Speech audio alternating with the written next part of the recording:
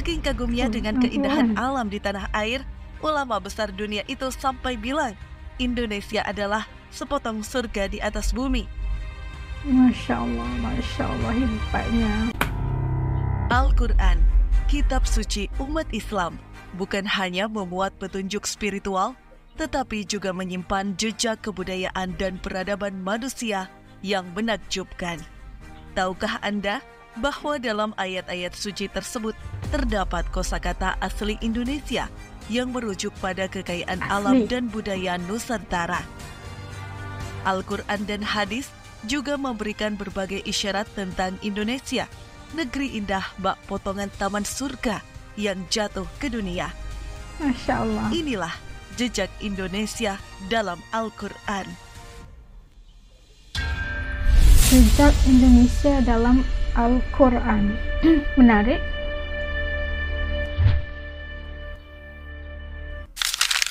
Minuman surga. Minuman surga. Al-Quran, walaupun secara umum menggunakan bahasa Arab, tetapi Al-Quran juga menyerap bahasa dari bangsa lain. Tidak banyak yang mengetahui bahwa Al-Quran juga menyerap bahasa Nusantara lama, yakni Kapur. Orang Arab menyebutnya dengan kafur.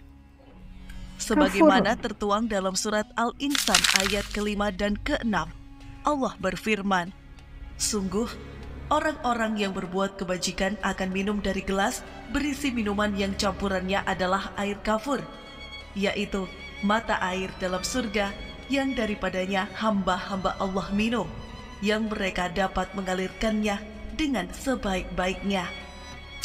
Jadi istilah kapur dulu gak akan ditemukan. Kapur bukan bahasa Arab, kapur bukan bahasa Yunani, kapur bukan bahasa Cina, kapur bukan bahasa Jepang. Kapur asli bahasa Nusantara, bahkan asli bahasa Indonesia sampai dengan kekinian. Karena ada hubungan kuat perdagangan, singgah di Baros, datang bawa kafur, disebarkan kemudian di wilayah Arab, disebarkan kemudian menjadi bagian dari aset bisnis, maka jadilah kosakata kafur jadi kosakata bahasa Arab yang disampaikan pada masa perdagangan pada saat itu. Kafur dalam kitab suci Al-Quran merujuk pada kapur barus sebagai salah satu komoditas rempah asal Nusantara sejak lama. Disebut kapur barus karena dihasilkan dari daerah bernama Barus, salah satu wilayah yang berada di pesisir barat Sumatera. Barus pernah termasyhur ke seluruh dunia sebagai bandar dagang yang mengekspor hasil kapur barus yang sangat diminati pasar dunia. Atas perdagangan tersebut, terjalinlah kontak antara Barus dengan Timur Tengah. Melalui pedagang Timur Tengah seperti Arab, Persia, dan Gujarat yang singgah di Sumatera, mereka membawa ajaran Islam dan menyebarkannya kepada penduduk setempat. Lalu, seberapa berharganya kapur barus bagi bangsa Timur Tengah hingga dijadikan minuman bagi para ahli surga kelak?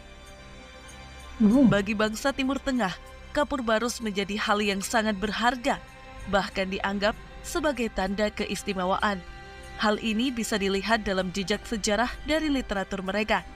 Istilah kafur sudah muncul dalam syair-syair yang dipercayai telah ditulis sebelum Islam muncul. Pada zaman dahulu, kapur barus memang menjadi salah satu komoditas yang sangat digemari bagi para pedagang. Jadi satu bau itu kan, kapur barus menjadi beragam hal, di antaranya untuk keperluan medis, bumbu, kecantikan, hingga keperluan ritual. Untuk kecantikan Karena juga segudang manfaat itulah, pedagang dari berbagai bangsa berdatangan ke Barus hanya untuk mencari kapur. Bisa ditebak, pada zaman dahulu, kapur merupakan komoditas yang sangat eksklusif di Arab. Wajar saja air kafur jadi simbolisasi tentang balasan kenikmatan Tuhan bagi para ahli surga di akhirat nanti. Masya Allah, Kapur Masya Allah. barus berasal dari cairan yang dikeringkan hasil ekstraksi pohon kamfer. Perlu diketahui, pohon kamfer tidak tumbuh di Timur Tengah. Oleh karena itu, masyarakat Timur Tengah kala itu harus melakukan impor kapur barus dari Nusantara. Paham. Tidak hanya di dalam Al-Quran, istilah kapur barus juga terdapat dalam hadis yang disampaikan oleh Rasulullah.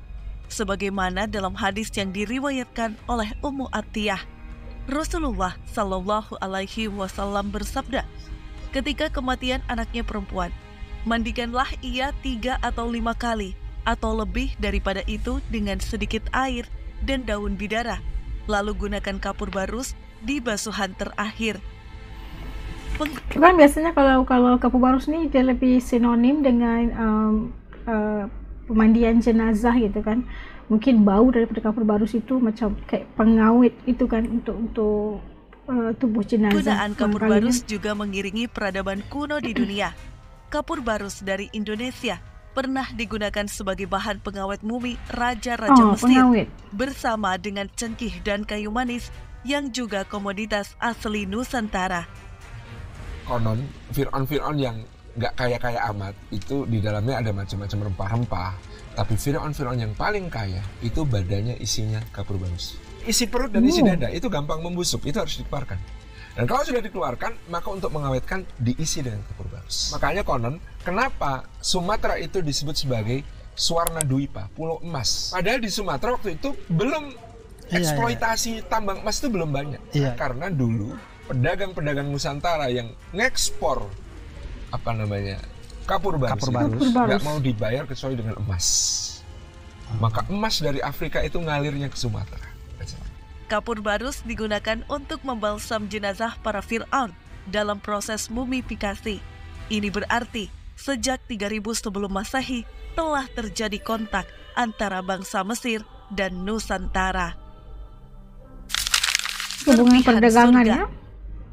Terdapat istilah dalam bahasa Indonesia di surga yaitu kafur, semakin mendekatkan Indonesia dengan penggambaran surga. Dalam Al-Quran, surga berasal dari kata jannatun yang artinya kebun atau taman yang memiliki pepohonan rindang.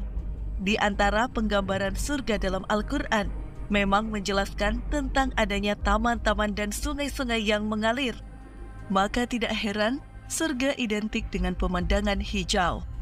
Pemandangan hijau memang termasuk kemewahan yang sulit didapat di tanah Arab yang cenderung kering, berbatu, dan jarang ditumbuhi pohon. Dibandingkan negeri-negeri Arab, Indonesia lebih mendekati penggambaran surga. Tidak heran masyarakat Timur Tengah sering dibuat takjub atas alam Indonesia. Kesan itu mengingatkan pada kisah rektor Universitas Al-Azhar, Mesir, Syekh Mahmud Shaltut saat mengunjungi Indonesia tahun 1960-an. Saking kagumnya dengan keindahan alam di tanah air, ulama besar dunia itu sampai bilang, Indonesia adalah sepotong surga di atas bumi. Masya Allah hebatnya. Kita tahu keindahan surga. Al-Habib Umar bin Hafiz menyebut Indonesia adalah negeri paling dilembutkan Allah Ta'ala. Indonesia memang dikenal sebagai negara yang damai. Sejak Islam masuk ke Nusantara, para ulama penyebar Islam masuk ke negeri ini dengan cara damai, bukan lewat perang. Hingga sekarang, kita menemukan orang-orang Indonesia dikenal sebagai orang-orang yang santun dan ramah. Tidak ada konflik sektarian yang berkepanjangan di Indonesia. Keberagaman suku bangsa justru memperkaya budaya Indonesia dan menjadi sarana untuk saling mengenal. Indonesia mencerminkan berbagai ayat Al-Quran tentang keragaman. Di antaranya adalah Surah Al-Hujurat ayat 13 tentang keragaman suku bangsa, Ar-Rum ayat 22 tentang keragaman bahasa dan warna kulit, dan Al-Baqarah ayat 256 tentang keragaman agama. Budi Utomo dalam disertasinya pada program studi ilmu Al-Quran dan tafsir menyatakan wawasan kebangsaan dalam Al-Quran sangat dekat dengan konsep Bhinneka Tunggal Ika. Persamaan derajat manusia yang diusung Al-Quran relevan dengan pengakuan negara terhadap seluruh eksistensi pembentuk bangsa Indonesia, mulai dari warna kulit, bahasa, budaya, dan kepercayaan. Al-Quran memang tidak menawarkan formulasi negara ideal tertentu, namun konsep negara Madinah dengan pluralitas dan diversitas yang kompleks dianggap merupakan penafsiran Rasulullah dalam membina masyarakat Muslim di era awal. Negara Madinah yang mengakui keberagaman inilah yang disebut memiliki spirit yang sama dengan konsep Pancasila dan Bhinneka Tunggal Ika. Menariknya, dari 6.236 total ayat dalam Al-Quran, ada 45 ayat membicarakan tentang lautan dan daratan. Dengan rincian, 32 ayat bicara tentang lautan dan 13 ayat tentang daratan. Jika diprosentasekan, 70% membicarakan lautan dan 30% membicarakan daratan. Jumlah ini sama dengan luas Indonesia yang terdiri dari 70% lautan dan 30% daratan. Subhanallah. Berbagai kenikmatan yang tiada tara ini diberikan kepada segenap penduduk Indonesia. Karena itulah sudah sepatutnya sebagai warga negara Indonesia kita mensyukuri atas segala kenikmatan tersebut. Maka, nikmat Tuhan mana lagi yang kamu dustakan? Masya Allah, Masya Allah.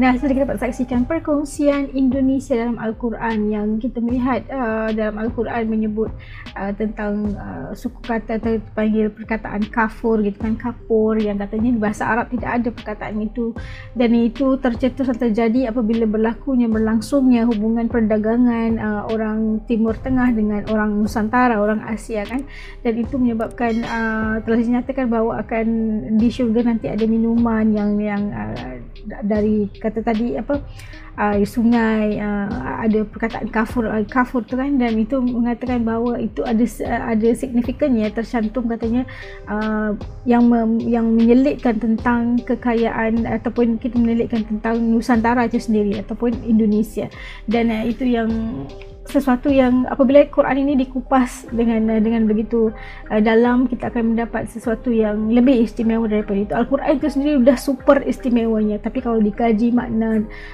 dan apa yang tercantum dalam Quran itu memberikan satu impact yang sangat mendalam buat kita, khususnya buat umat Islam.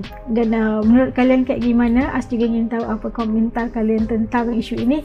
Okay, titik komen di bawah. Semoga sama-sama kita dapat berkongsi. Apapun, kita harus sebagai umat Islam harus meletakkan Al-Quran itu sebagai petunjuk, rujukan utama kita, dan itu melakukan kebaikan, dan syurga itu adalah matlamat utama kita, betul tak? Dan semoga yang baik-baik juga untuk kita. Sampai ketemu lagi di lain video, insya-Allah. Assalamualaikum, jaga diri, dadah.